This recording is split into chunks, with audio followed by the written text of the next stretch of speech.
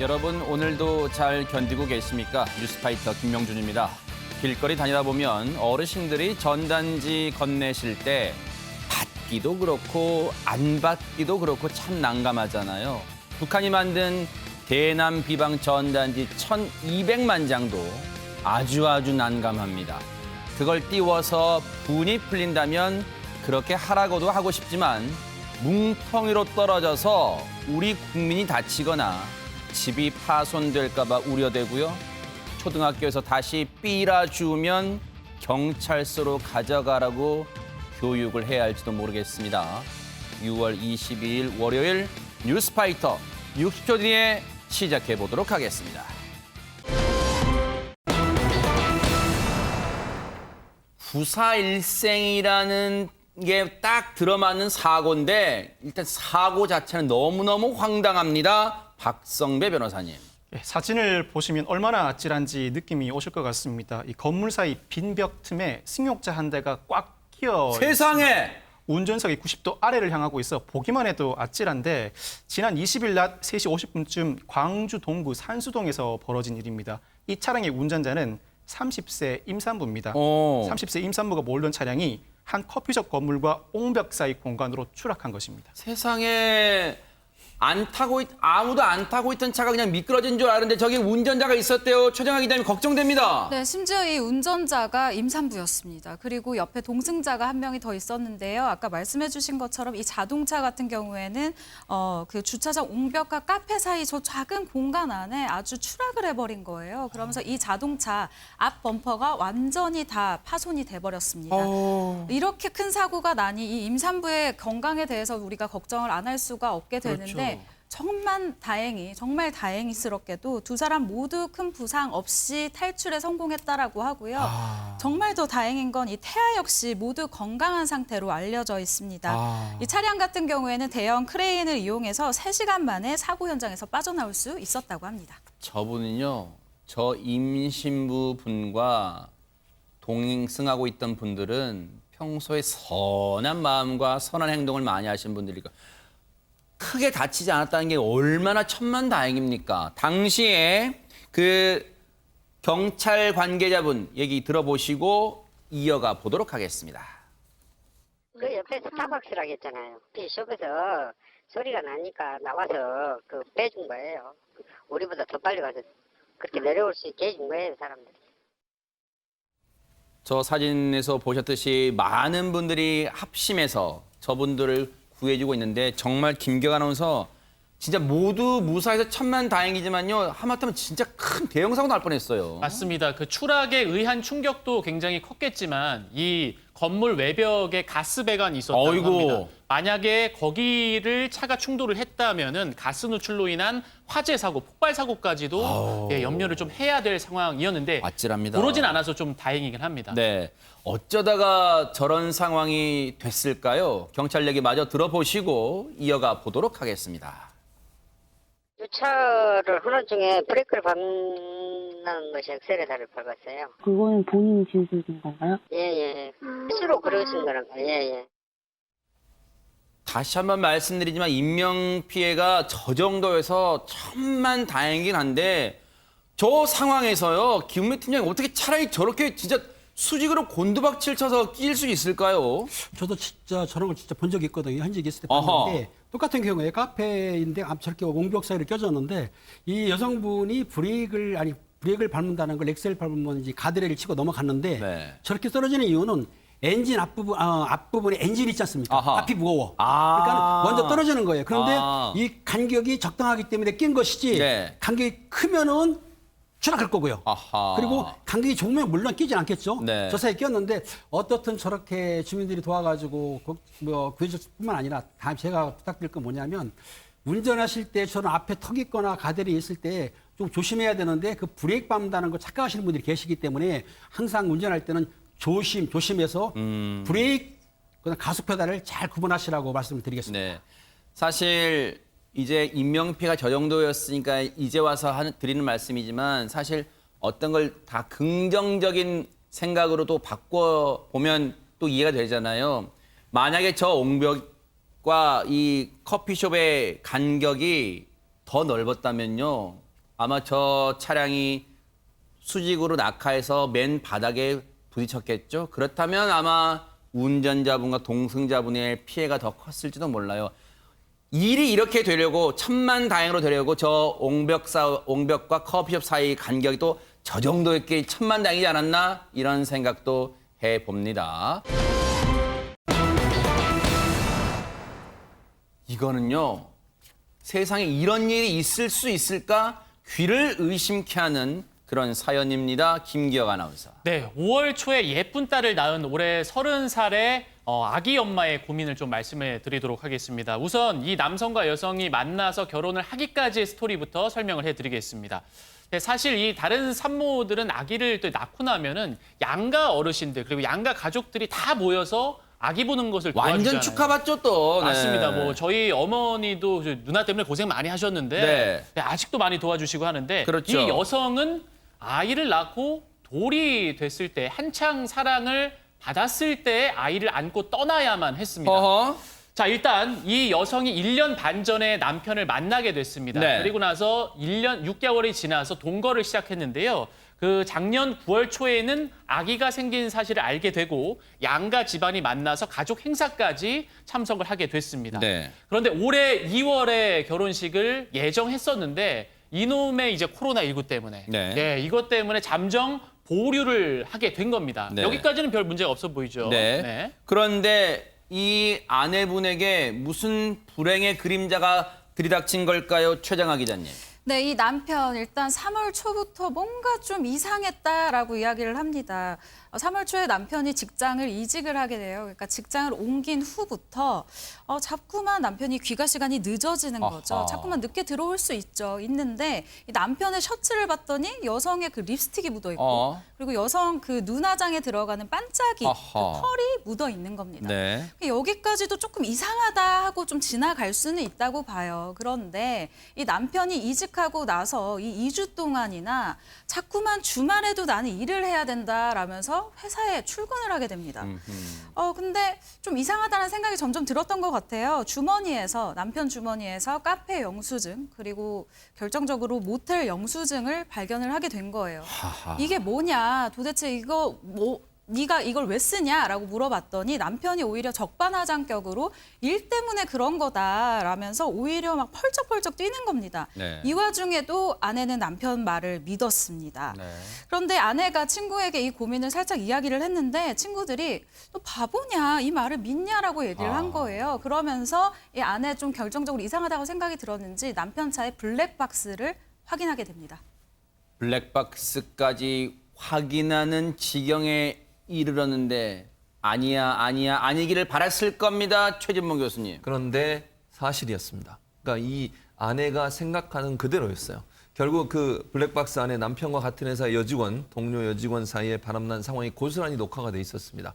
뭐 예컨대 사랑의 여보라는 말이 나오기도 하고요. 네. 아내가 출산하면 헤어지자 그리고 결혼하자 이렇게 얘기도 했고 또 아내와 친정 식구들 흉까지 봤대요. 둘이 앉아가지고 미안한 마음이 일이라도 있었으면 그런 행동을 하면 되겠습니까? 저런 행동을 하면서 아내와 그 친정 식구들까지 다 흉을 보는 그런 행동까지 했다고 하니까 아내 입장에서 얼마나 화가 났겠습니까? 이 아내가 받았을 충격은 엄청났을 것 같습니다. 최정아 기자님. 네, 이야기를 하는 저도 이렇게 화가 나는데 실제 아내분은 얼마나 배신감과 분노가 컸을까 그러니까요. 감히 상상도 되지 않는데요. 이 아내분 블랙박스를 확인하고 난 이후 약 2주 동안 밥도 먹지 못하고 정신과 치료를 받을 정도로 굉장히 지옥 같은 시간을 보냈습니다. 세상에. 하지만 아내는 남편에게 한마디도 하지 못했습니다. 왜요? 일단 이 남편에게 너 바람피지라는 이야기를 하면 남편이 더 엇나갈 것 같았다는 거예요. 더 내 손에 잡히지 않을 것 같았다라는 세상에. 이야기인데 사실 아내가 갈 곳이 없다라는 것이 너무 마음이 아픕니다. 아내와 아기가 버려질까 봐 무서워서 남편에게 말도 하지 못하고 내가 좀 더 잘하면 남편이 돌아오지 않을까 이렇게 한가닥 희망을 갖고 남편에게 얘기를 못했다고 해요. 아니 그러면 아내 곁으로 이 남편이라는 사람 몸과 마음이 다 돌아왔습니까? 김은배 팀장님. 전혀 그렇진 않습니다. 출산 전부터 헤어지자고 남편이 했는데 아내분은 그랬습니다. 출산한 뒤에 아기를 한 뒤에 보자 그랬거든요. 그런데 자기는 출산한데도 불구하고 일방적으로 나 너랑 못 살아 헤어지자 하고 통보한 뒤에 집에 들어오지 않은 거예요. 그러니까 이 여자 입장에서는 하늘이 무너지는 것 같았죠. 이런 상황이 발생하니까 이거 참 내가 듣더라도 참 가슴 아픈 일인데 어떻게 자기 애를 낳은 여성을 저렇게 일방적으로 이혼 통보를 하고 한다는 거는 네. 남자로서 저건 남자가 아닌 것 같습니다. 네. 그런데 이 아내분요, 김기혁 아나운서 네. 아이를 낳았, 소중한 정말 2세를 낳았잖아요. 근데 그 과정에서 정말 숱하게 눈물도 훔치고 서러웠을 것 같습니다. 예, 5월 초에 이제 아내가 딸을 낳게 됐는데 이 산후조리를 하면서도 몸이 굉장히 힘들다고 하거든요. 아유. 그런데 이 남편 때문에 더욱더 정신적으로 스트레스를 많이 받았을 것 같습니다.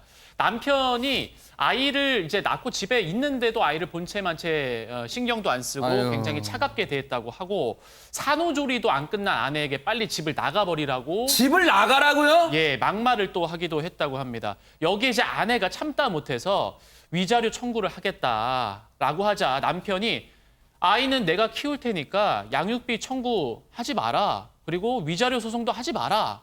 라는 이야기를 던졌다고 합니다. 아니, 최정아 기자님, 이게 지금 아빠라는 사람 입에서 나올 소리입니까? 이게 진짜 사람입니까? 예, 정말 들을수록 자꾸만 화가 나는데요. 일단 이 아내분이 이런 억울한 상황에서 내가 기대서 울 수 있는 친정이라도 있으면 좋죠. 뭔가 내가 갈 곳이라도 있으면 참 좋을 텐데 일단 이 아내분 아버지는 치매고 또 친정어머니는 편찮으셔서 거동이 불편한 상황입니다. 아이와 함께 있을 곳도 없고 너무 이 어린 아기를 봐줄 사람도 없는 상황이라 더더욱 답답한 상황이죠. 아니, 그런데 대체 뻔뻔함의 극치예요. 이 남편이라는 사람, 기은미 팀장님.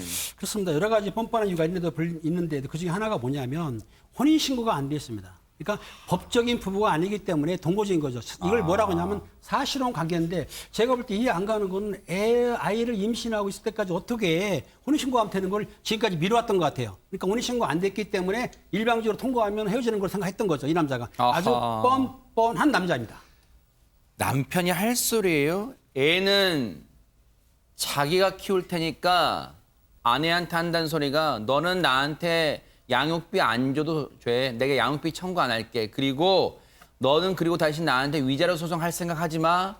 이런 말을 내뱉었답니다. 그런데 이 아내분이 법률 상담소에 이렇게 고민을 보내온 그 최대 고민은 뭘까요? 최정아 기자님. 네, 일단 이 아내분 같은 경우는 현실적인 부분을 생각하지 않을 수 없었습니다. 일단 당장 오갈 데 없는 내가 이 아이를 키우는 것보다 부잣집의 아들인 남편이 키우는 것이 아이의 미래를 위해서는 더 나은 선택인가라는 생각을 했었다라는 거예요. 하지만 이 남편이 이 다른 여자와 결혼을 하게 되면 나의 아이는 시어머니가 키우게 될 것인데 그러면 이 아이는 그 집안에서 뭔가 천덕꾸러기로 자라지 않을까, 뭔가 구박을 받지 않을까라는 생각을 엄마로서 하게 됩니다.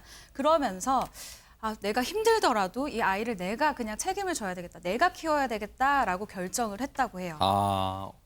얼마나 고심했을 거예요. 결국 그럼 이 아내분 어떤 선택을 했을까요? 최진봉 교수님.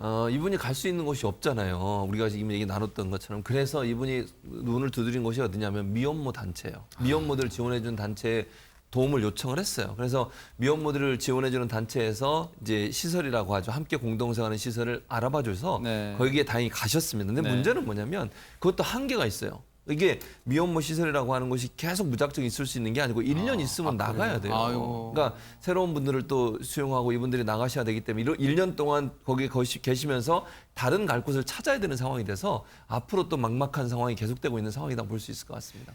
그렇다면 이 아내분 결국 자기가 살 방도를 찾아야 될 것 같은데요. 최정아 기자님. 네, 이 아내의 최종 고민은 크게 세 가지라고 저는 보고 있는데 첫 번째는 위자료고 두 번째는 양육비고 세 번째가 아이의 출생신고입니다. 이 아내가 이야기를 한 것이 일단 첫 번째로는 상간녀에게 꼭 위자료를 받고 싶어요. 조금 있으면 아이가 나온다는 거 뻔히 알면서 결혼하자고 한 그 여자에게 위자료를 꼭 받아야 되겠어요 라고 얘기를 하고요. 또 아이 양육비도 받아야 되는데 얼마나 받을 수 있을까요? 라고 얘기를 했다고 합니다. 마지막으로 세 번째는 남편이 아이가 출생한 후에 끝까지 협력을 안 해줄 경우에 아이 출생 신고는 어떻게 해야 하나요? 라고 이런 상담을 했습니다. 이 부분은 우리 박성배 변호사님이 도움을 좀 주셔야겠어요. 혼인 신고를 하지 않았어도 양가 행사에 참석하고 아이를 출산해서 같이 살 정도라면 단순 동거를 넘어서서 사실혼으로 인정됩니다. 사실혼으로 인정되면 법률혼과는 상속을 제외하고는 동일한 효과를 받게 됩니다. 따라서 남편과 상간녀를 상대로 사실혼 관계 파탄에 따른 손해배상 책임, 즉 위자료 청구 소송을 제기해 위자료를 충분히 받을 수가 있습니다. 문제는 홀로 아이를 키워나가야 하는 입장에서 경제적 어려움이 가장 막막하겠죠. 그래서 양육비를 상당액 매달 지급받아야 하는데 현 상태에서는 양육비를 곧바로 지급받을 수가 없습니다. 아직은 남편의 아이로 법적으로 인정받지 못하기 때문인데 만약 여성이 혼인 신고를 한 상태였다면 혼인 중에 출생한 아이는 여성의 남편의 아이로 추정됩니다. 그렇지만 혼인 신고를 하지 않았기 때문에 이 아이의 아빠는 불확정한 상태입니다. 이때는 인지청구의 소를 남편을 상대로 제기를 해서 그 판결을 확정받게 되면 출생 신고도 가능합니다.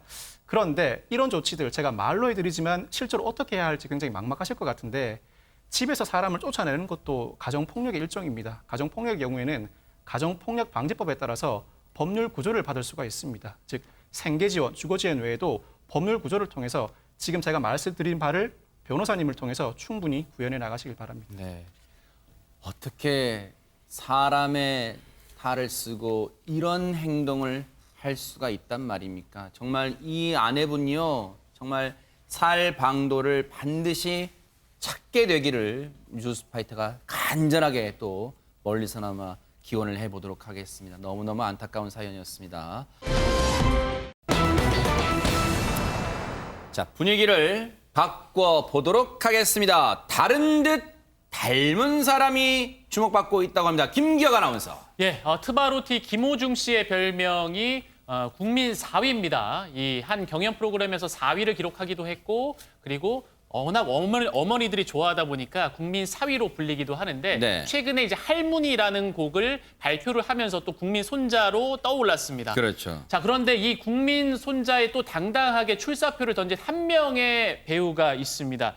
아마 그 순돌이라고 하면은 더 기억하기 쉬우실 텐데요. 한지붕 세 가족의 그 순돌인가요? 예, 맞습니다. 저 오른쪽 사진 보시면은 본명이 이건주 야, 씨입니다. 어릴 때 그 모습 그대로 남아있네요. 예, 맞습니다. 저도 어렸을 때 그걸 봤던 기억이 있는데 그 얼굴이 그대로 있으시더라고요. 이건주 씨가 트로트 가수에 도전을 한다고 하는데요. 자, 알고 보면은 이건주 씨 국민 손자죠. 네. 자, 김호중 씨에게 출사표를 던졌다. 아하. 뭐 이렇게 볼 수도 있겠습니다. 이건주 씨가 국민 손자인 그 사연은 저희가 잠시 뒤에 차근차근 짚어보고요. 일단 최정환 기자님, 김호중 씨가 국민 사회에서 국민 손자가 된 배경은 대체 뭡니까? 네, 일단 이 김호중 씨 같은 경우에는 지난 20일에 신곡을 발표합니다. 근데 이 신곡의 이름이 할문이에요. 그래서 전국의 많은 그 중년 이상의 분들이 굉장히 사랑을 하고 있는데요. 사실 이 노래 같은 경우는 공개를 한 직후 음원 차트에서 1위를 하기도 하고 현재까지도 상위권을 계속해서 자랑을 하고 있습니다. 근데 제가 알아본 바에 의하면 김호중 씨가 이 노래를 처음 딱 받았을 때 녹음실에서 펑펑 울었다고 해요. 이 가사 자체가 너무너무 슬펐고 내 얘기 같았다라고 하면서 이 노래는 내가 무조건 불러야 된다라고 하면서 처음으로 욕심을 드러낸 곡이기도 하대요. 네. 현재 이 김호중 씨의 그 앨범을 굉장히 열심히 준비하고 있는데 이 전체 앨범의 스타트를 알리는, 시작을 알리는 그런 곡이기도 합니다. 이야, 가슴 절절하면 듣기만 해도 가슴 절절한 노래인 것 같은데 안 들어볼 수가 없잖아요. 한번 들어보시고 이어가 보도록 하겠습니다. 중아, 아프지 말고 밥 잘 챙겨 먹고 어른들한테 늘 인사 잘해야 된다. 알겠지? 나도 네 어미가 보고 싶다면 내 손 잡고 몰래 우시던 사랑해요 우리 할머니.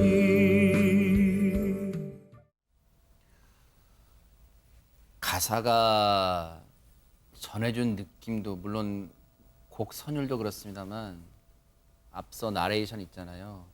중아, 밥 잘 챙겨 먹고, 챙겨 먹고라는 표준어 말고 챙겨 묻고 이 말에 그냥 눈물이 핑 돌 뻔했는데 김은배 팀장님 참 김호중 씨의 인생사가 이 노래에 담겨 있다는 얘기가 있습니다. 그렇습니다. 김호중 매니저의 말에 의하면 김호중 씨가 직접 겪은 내용이라는 거야. 할머니가 끼우치는 것 같아요. 지금 할머니가 아니고 할문이라고 하셨습니까? 그러니까 정감 있잖아요. 근데 이제 손자들이 보면 어린애들은 할문이라고도 부르고 또 할미라고도 그렇죠. 부릅니다. 어쨌든 그러니까 자기가 겪은 거니까 아마 가사를 쓰면서 할머니 생각을 해서 눈물도 흘렸다는 거예요. 그 때문에 제가 보기엔 김호중 씨가 좀 성악을 했기 때문에 감정이 좀 부족하다고 느꼈는데 전을 들어보니까 감정이 많이 들어가 있네요. 그렇기 때문에 그 노래 취입할 당시에 한 번에 단 한 번에 오케이를 받았다는 거예요. 그러니까 전을 부를 때 아마 감정을 온통 이입해가지고 보는 사람들의 가슴을 절절히 애절하게 울리고 있습니다. 또 손숙 씨의 깊은 연기력까지 더해져서 그냥 보고 듣고만 있어도 눈물이 금세 주르륵 흐를 것 같은데요. 그런데 김호중 씨가 국민 손자가 되는 때 배경이 된 노래가 또 하나 있습니다. 안 들어볼 수가 없잖아요. 들어보시고 이어가 보도록 하겠습니다. 세월은 그렇게 흘러 여기까지 왔는데 인생은 그렇게 흘러 황홀해 키우는데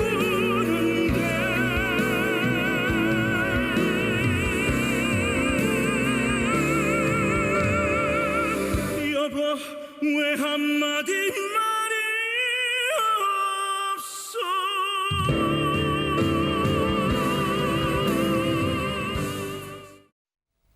최진봉 교수님, 물론 예. 원곡도 좋습니다만 이 편곡해서 부르니까 느낌이 또 새롭게 또 절절하게 다가옵니다. 그렇습니다. 이제 60대 노부부 이야기인데 이 김광석 씨가 원래 불렀던 노래잖아요. 그 당시에는 60대 정도면 할아버지 할머니라고 부르고 요즘은 60대는 그렇게 부르지 않습니다. 그렇죠. 그러니까 네. 아마 이제 이 가사의 내용을 보면 좀 슬픈 내용도 있어요. 저도 이 노래를 되게 좋아하는데 자주 부르고 그런데 부르면서 늘 그 지나온 세월이 쭉 그려져요. 예를 들면 넥타이를 메어주던 때, 그 다음에 작은 아이가 시집 가고 대학 들어갈 때 그 모습.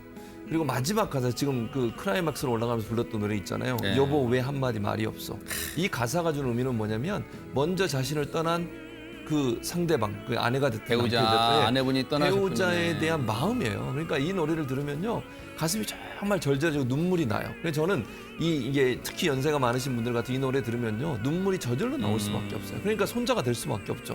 국민 손자가 된다는 건 할머니 나이쯤 되시는 분들이 이 노래를 들으면 인생이 쫙 그려지면서 본인의 인생 전체를 이렇게 하나하나 걸어가는 듯한 모습이거든요. 그런 말을 대신 전해 김호중 씨 말에 난 말을 대신 전해주는 집배원 같은 역할이에요. 네. 즉 감동은 어르신들이 받지만 그 감동을 불러일으키는 집배원 역할을 김호중 씨가 하면서 국민 손자다 이런 별명을 얻을 수 있었던 것 같습니다. 사실 김호중 씨가 저 노래가 지금 듣는 모든 분들의 마음을 후벼 파는 이유는 사실 박성배 변호사님 고생 많이 했잖아요. 인생 살면서. 이 독일 유학 때도 상당히 고생을 많이 했다고 하는데 이 당시에 생활비를 어떻게 충당했느냐 각종 콩쿠르에서 받은 상금과 장학금으로 충당을 했다고 합니다. 선생님이 매번 이 돈을 모아놓으셔서 그 돈으로 충분히 이 생활비로 사용할 수 있었다고 하는데 유학 중에는 각국에서 온 많은 학생들이 있잖아요. 네. 그들 중에서 김호중 씨의 실력은 어느 정도였을까? 이에 대해서 김호중 씨는 나는 그 안에서도 상당히 잘했다고 자신감을 내비치기도 했는데 사실은 농담이고 루마니아에서 온 자기보다 3살 많은 형이 있었는데 내가 듣기에는 이 형이 세계적인 목소리를 내더라는 겁니다. 그 모습을 보고 나는 한국에 돌아가서 내가 할 수 있는 음악을 해야겠다라는 생각을 했다고 합니다. 하하, 참 우리한테도 많은 울림을 주는 그런 삶이다, 인생이다 그런 생각을 해봅니다. 그런데 사실 김호중 씨는 뭐 국민 사위든 국민 손자든 다 어울립니다. 그런데 이 김호중 씨 인생과 비슷하게 가려고 도전장을 내민 분이 있습니다. 최정아 기자님. 어쩌면 국민 손자라는 이 수식어는 이분한테 더 원조다. 라고 얘기할 수 있을 것 같은데요. 바로 이건주 씨입니다. 아하. 외모도 풍채도 뭔가 좀 비슷한 두 분인데요. 네. 일단 이건주 씨라고 했을 때 고개를 갸웃하는 분들도 있을 건데 이분의 맡았던 역할 순돌이를 들으면 다들 얼굴을 기억하실 거예요. 1986년도부터 94년까지 무려 8년 동안이나 방송한 이 작품에서 가장 눈에 띄었던 배우는 역시나 이 순돌이가 아닐까 싶은데요. 세상에. 한 지붕 아래 서로 다른 계층 세 가족이 펼치는 이 가족애를 담은 작품에서 이 순돌이 같은 경우에는 지방에서 올라와 서울에서 성공을 꿈꾸며 살아가는 가족의 그 외아들 역할이었어요. 그런데 이 순돌이 이건주 씨가 MBN 보이스 트롯을 통해서 아하. 트로트에 도전을 하게 됐습니다. 네. 사실은 뭐 요즘 분들은 예전에 뭐 모래시계 보려고 뭐 이 다 집에 가는 바람에 거기가 횡했다 그 얘기만 들으셨겠지만 정말 일요일 오전에 한 지붕 세 가족 보려고 눈 부스스 막 잠에서 일어나서 막 텔레비전 안 빼왔던 그런 생각이 납니다. 자, 그런데 트로트 가수로 새로운 도약을 준비하는 이건주 씨 한번 보시고 이어가 보도록 하겠습니다. 부모 없다는 소리 들을까봐 항상 엄하게 키워주신 거 너무 진심으로 감사하게 생각하고요. 너무 못난 조카 겸 아들이라 죄송합니다. 날려버린 허무한 맹세였나. 진성 씨의 안동역에서를 구성지에 잘 부릅니다. 그런데 짧게 노래는 듣고 왔습니다만 김계가 아나운서 네. 앞서 눈물을 훔쳤어요, 이건주 씨가. 이건주 씨 사연이 궁금합니다. 네, 이건주 씨가 2살 때 그러니까 부모님이 이혼을 하셨다고 해요. 그 이후로 어머니는 거의 뵙지를 못했고 그 아버지 같은 경우에도 초등학생 이후로는 만나보질 못했다고 하는데 그러다 보니까 영상에서도 나왔었지만 고모와 그리고 할머니의 손에서 자랐다고 합니다. 그 어렸을 때부터 엄하게 그리고 또 사랑으로 키워주셨다고 하는데 이 프로그램 녹화를 하면서 혹시 어머니의 얼굴이 궁금하지 않냐라는 질문이 나왔었는데 이건주 씨가 뭐 그동안 내가 살아오면서 나를 아들처럼 챙겨주고 잘 보살펴줬다면 생각이 나겠지만 지금은 만나고 싶지 않다라는 이야기도 전했습니다. 아직은 그 상처가 가시지 않았나 봐요. 그런데 최진봉 교수님, 예. 2살 때부터 이 품어주시고 길러줬던 그 고모님은 그러면 어머님 연세였던 분이셨던가요? 어떻습니까? 아니었어요. 이분도 19살밖에 안 됐어요. 그 고모가? 당시에. 네, 고모가. 그러니까 본인도 사실은 이제 아직 어리잖아요. 19살이면. 청춘이잖아요, 청춘. 그 네. 나이에 아이를 기른다고 하는 게 얼마나 힘들겠습니까? 그런데 이제 고모 말을 따르면 오빠가 이제 이건주 씨 아버지 되죠. 사업 때문에 바쁘다 보니까 양육이 자기 몫이 됐다는 거예요. 그래서 아이를 데리고 계속 키웠는데 하루는 이 건주 씨가 물어보더라는 거예요. 엄마 이렇게 부르면서 고모한테 왜 나는 엄마를 고모라고 불러야 돼? 라고 물어보고 그냥 몰랐던 거예요. 건주 씨는 그때만 해도 2살 때였으니까. 아유. 그래서 고모가 얘기를 해준 거예요. 나는 엄마가 아니라 고모란다라고 얘기를 해줬다고 하는데 그리고 눈시울이 붉어졌다 이런 얘기를 합니다. 네. 그리고 이제 이건주 씨가 아역 배우로 활동할 때도 계속 이 고모라는 분이 계속 옆에서 도와주고 매니저 역할까지 해서 지금까지 오게 된 거니까 아까 이건주 씨가 울면서 고모에 대해서 감사의 표현을 한 것은 정말 진심에서 우러난 마음이 아니겠나 이런 생각이 들어요. 네. 20년이 훌쩍 지나서요. 한 지붕 세 가족 그 식구들이 한 자리에 모였답니다. 얼마나 눈물 났을까요? 그 영상 만나보시고 이어가 보도록 하겠습니다. 세상에, 아이고. 눈물 날라. 오, 이상해 선생님. 그래도 너 그때 옛날에 봤을 때가 내가 너무 충격적이었나 봐. 왜? 애기였다가 이래가지고서는 근데 귀엽다. 여기가 플라워 카페야? 안녕하세요. 어서 오세요. 순돌이가 웬일이야? 선생님 잘 지내셨어요? 나 순돌이가 부르면 싫어요. 아니요. 정말 30년 가까이 세월이 흘러서 강산 3번 변한 그런 시간이에요. 그런데 지금 김은배 팀장님, 이면식 씨가 좀 전에 마지막에 보면 왜 순돌이라 하면 싫어하지라고 그랬을까요? 어렸을 때 지금 제가 저하고 그 최 교수님은 그 한 집은 세 가족이 그 당시 국민 드라마였거든요. 그랬죠, 네. 기억이 나겠지만 저 김 기자님이라든지 박 변호사님, 최정화 기자님 같은 경우에는 잘 기억을 못할 게 원칙입니다. 30년 지났으니까. 그런데 그 당시에 이면식 씨하고 박현석 씨가 나오는데 이면식 씨는 좀 어설프겠지만 박현석 씨는 깍쟁이로 나오고 깜짝같이 나왔고 그 이건주 순돌이 있지 않습니까? 좀 능청스럽게 나왔지만 그 당시에는 이게 우리 통통하고 통했어요. 지금 네. 아역 배우들은 깜찍하고 예쁘지 않습니까? 네. 근데 그 당시에 이건주 씨는 좀 퉁퉁하니 그냥 보통 아이처럼 보였단 말입니다. 네, 그렇기 때문에 네. 그렇게 연기가 잘했기 때문에 네. 인기가 좋았는데 네. 아마 이번에 같이 모인 뒤에는 또 아마 박원석 씨하고 이면식 씨가 이랬던 것 같아요. 네. 야, 이게 모였으니까 한번 가족으로 등장하는 네. 드라마나 시트콤을 하면 어떻겠냐. 네. 이건주 씨가 천재 소년이었다라고 네. 하는데 제가 보기에는 천재는 아니고 네. 아마 우리가 볼 때는 아주 능청스럽게 연기는 잘했던 건 맞습니다. 아하. 그런데 오랜만에 이건주 씨 근황을 들으면서 그런 생각이 들어요. 사실 이건주 씨가 MBN의 그 인기 프로그램 인기 프로그램 집시맨에 이분과 함께 출연한 적이 있어요. 바로 이분입니다. 박성배 변호사님 누굽니까? 바로 이재은 씨입니다. 어허. 네, 저도 일요일 아침마다 일찍 일어나서 한지붕 세 가족 기다렸던 기억이 선한데 두 분 다 제 또래에 해당합니다. 아, 그래요? 이건주, 이재은 씨 모두가 당시에 최고의 아역 스타였었죠. 그렇죠.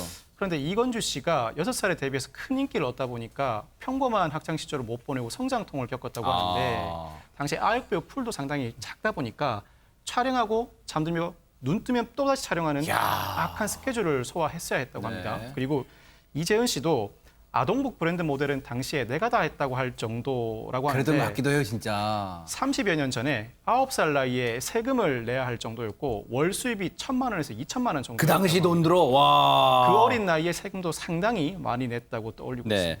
신기한 게요. 이들의 공통점이 집시맨에 나왔다는 게 말고 이들의 공통점 바로 이겁니다. 이재은 씨의 노래 실력 한번 보시고 이어가 보도록 하겠습니다.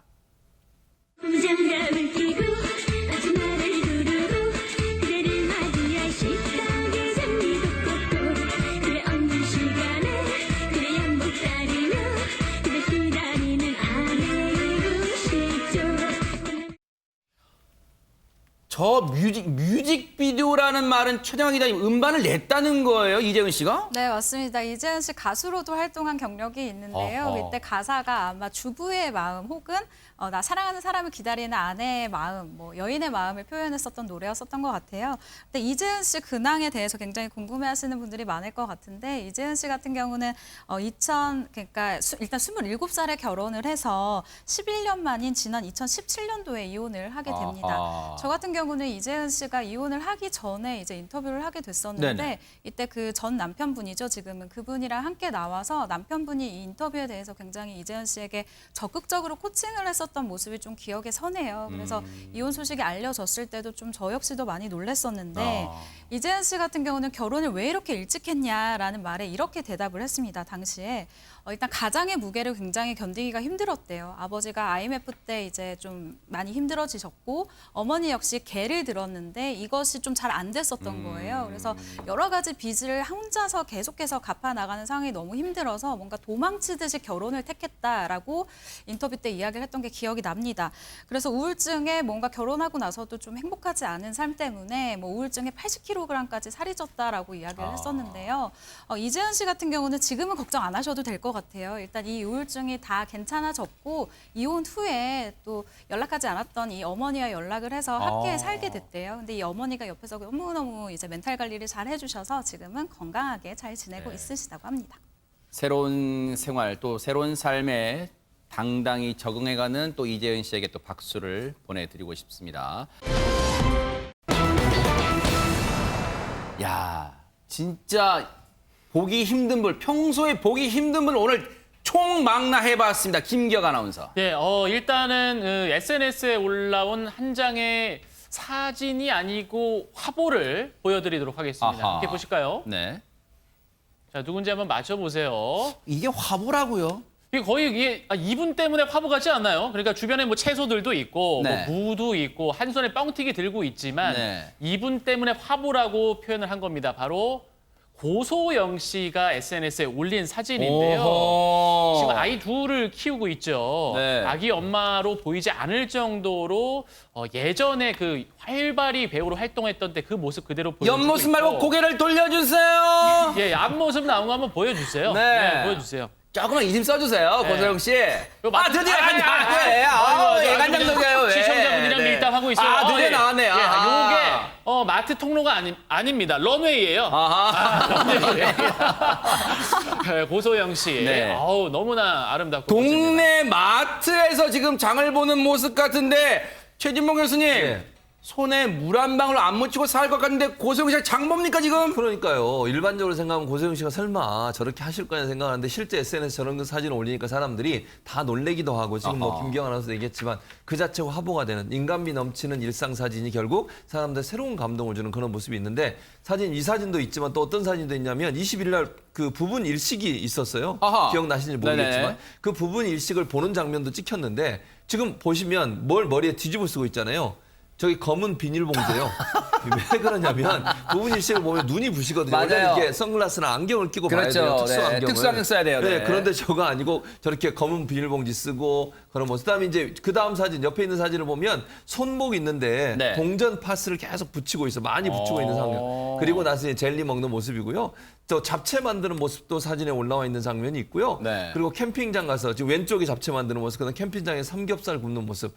우리가 일반적으로 고소영 씨 하면 전혀 하지 않을 모습처럼 보이는 네. 그런 모습들이 SNS에 올라오면서 사람들한테 정말 화보다 네. 이런 칭찬을 받고 있는 상황입니다. 만인의 연인에서 이제 한 사람의 아내가 된 고소영 씨. 과거 문 남성들을 설레게 했던 그 장면 보시고 이어가 보도록 하겠습니다.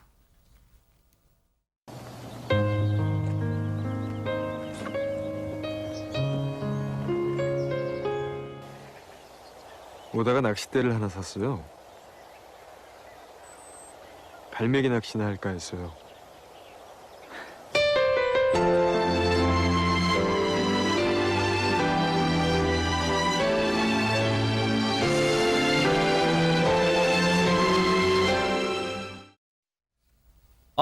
그런데 정말 저렇게 문 남성들을 설레게 했던 고소영 씨. 그런데 일상이 화보인 분, 최정학 기자님도 일상이 화보라는 얘기가 있습니다.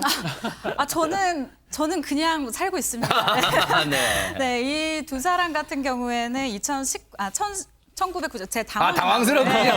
1999년도에 영화 연풍연가로 방금 보신 이 영화로 인연을 맺게 됐는데요. 네. 그리고 11년 만인 2008년도에 교제를 시작해서 결혼까지 골인을 하게 됐습니다. 아하. 두 사람 굉장히 잘 살고 있는 부부로도 손꼽히고 있는데 두 사람이 미국에서 2007년도에 따로 식사를 하게 됐대요. 굉장히 오랜 친구였다가 미국에서 식사를 하고 나서 뭔가 좀 새로운 감정이 생겼다라는 거죠. 그리고 한국에 돌아왔을 때 장동건 씨가 영화를 찍으러 뉴질랜드에 가게 됩니다. 근데 이때 두 사람이 마음을 확인하게 됐대요. 우리는 좋아하는 사이구나. 그래서 이때부터 본격적으로 교제를 하게 됐다고 네. 합니다. 멋지네요. 진짜 그렇게 어떻게 보면 한때는 동료였는데 그게 사랑을 갖고 갔습니다. 그런데 고소영 씨처럼요. 평범한 엄마로서의 일상을 공개한 여배우가 한 분 더 계십니다. 김기혁 아나운서. 예, 바로 배우 손태영 씨의 이야기입니다. 손태영 씨도 SNS에 한 장의 사진을 올렸는데요. 콩나물 잘 먹는 그녀. 근데 그 그녀가 누구냐? 바로 손태영 씨의 딸입니다. 그러면서 한 가지가 조금 의아했는데요. 네.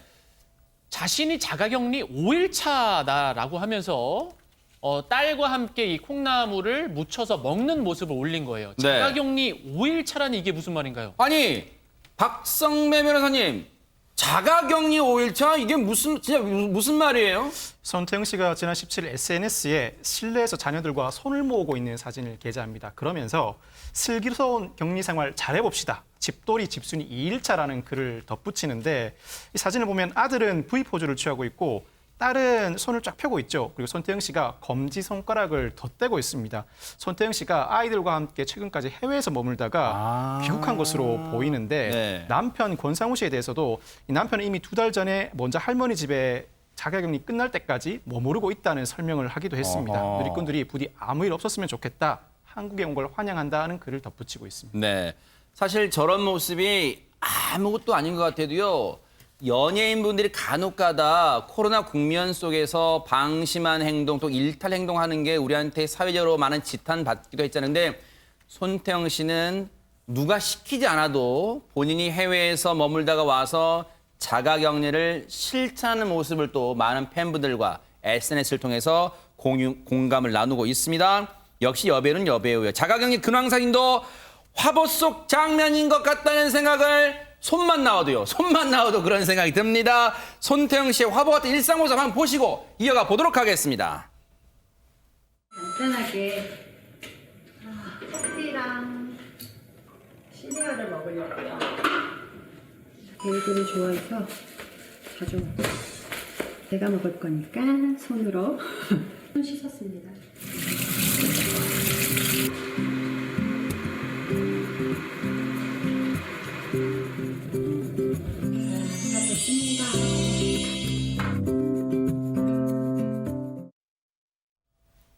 와, 그냥 앞서도 고소영 씨처럼 최정아 기자님 그냥 살림 같은 걸 안 하고 이렇게 우아하게 뭘 그냥 드시면서 브런치 드시면서 계실 것 같은데 직접 저렇게 살림도 하네요. 네, 살림도 직접 하고 있고요. 그리고 권상우 씨 만나서 인터뷰를 해보면 손태영 씨 자랑이 그래요? 엄청납니다. 일단 아이들을 키울 때 이제 웬만해서 그러니까 연예인분들 같은 경우에 바쁘기 때문에 다른 분들에게 도움을 요청하는 경우도 있는데 손태영 씨는 그런 경우가 일절 없다라고 얘기를 하고요.